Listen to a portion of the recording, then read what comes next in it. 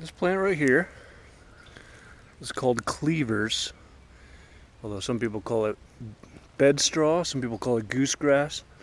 It's called sticky weed sometimes. I'm going to pick just a little bit.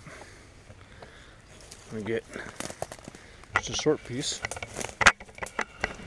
The reason it's called Cleavers is because it cleaves to you. It's a very sticky plant. You walk through a patch of it and come out looking like that all over you. Because they have these tiny little, almost Velcro-like hairs on the leaves, even on the stem. But believe it or not, it's an edible plant. Now you do have to chew it up just a bit because it will have that sort of sticky, almost Velcro-y kind of feel to it in your mouth, even on your tongue. But once you chew it up just a little bit, that goes away. Here I am in my backyard now. I've got these Cleavers growing back here behind our chicken run. You can see the chickens on the other side. I wanted to point out that they, if I can get in the sunlight here, they have these little tiny white flowers. I believe they're just a 4-petaled flower. And when they bloom, that's what they look like. And the smaller ones, look over here. There's some little ones popping up. They're a lot more tender. Oh, there we go. A lot more tender than the large ones. Not quite as Velcro-y.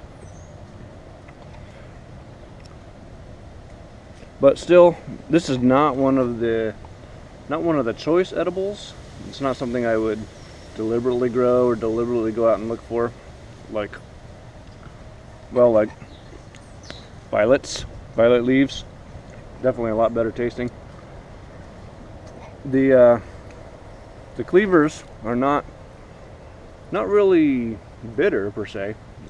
They just have a little bit of that weird sticky texture, and the taste is just not anything to get excited about. But again, like always, if you're out in the wilderness, if you're in a survival situation, or if you just want to have a trailside snack just for the novelty of it, they are an edible plant. They do have some vitamins and minerals in them. Not as much as some others, but just one to be aware of. One other thing I will mention on the Cleavers, again, like I said, one of the names is goosegrass, and that's because waterfowl really like it, and I believe chickens do too. So birds seem to like it. Okay, I have a couple more things I want to tell you about Cleavers. I wish I had some that I could show you right now, but it's now in the middle of the summertime, and it's an early springtime plant, so I can't find any right now to show you. I think they do come back in the fall, but not as strong as they do in the spring. But I should have showed you a better up close of the stem because it has a very square stem, which is a good identification factor. But even without that, they're not hard to identify. Once you learn what they look like and you feel that really velcro-y, sticky feel, it's pretty obvious. On top of that, when they go to seed, they actually distribute their seeds with these little tiny burrs that stick to you, and they're like a little tiny velvety green ball, or velcro-y green ball, about the size of a BB or even a little smaller. And that's how they distribute their seeds. A friend of mine calls them beggar's lice. So if you've ever gone through a patch of weeds and you come out with these little green balls stuck all over your socks or your shoelaces or your pants, that's what they are. Although there are some other plants that do the same kind of thing, but I think the Cleavers ones look kind of distinctive. On top of that, I've been doing a little bit of reading on the uses, the medicinal uses of Cleavers. They do sell it dehydrated in bulk, ground up, and you can use it for a purifying detox kind of herb. They have a detoxifying effect, and they cleanse the lymph system, which purifies the blood. So they're very useful for that.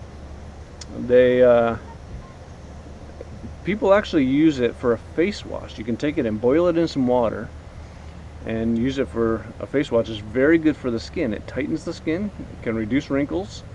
I read an article that said if you boil this stuff in water, soak a rag in it, and then put it on your face 3 times a day for 10 minutes at a time. That seems like a little bit much, but they say within 2 weeks you'll see a noticeable decrease in wrinkles, in facial wrinkles, which is pretty cool. But they also use it to treat some skin conditions like psoriasis, acne, and eczema. I know there's others and I can't remember what they are, but just look it up. So it's definitely a useful herb to know about and to understand the uses of. Even if it's not one of the most tasty, it definitely has its uses, and I think you should get to know it. And if you put it to use, that'd be great. I'd love to hear about it if you want to leave some comments. But I think that's about all I have on Cleavers, so I really appreciate you watching. I hope you have a great day.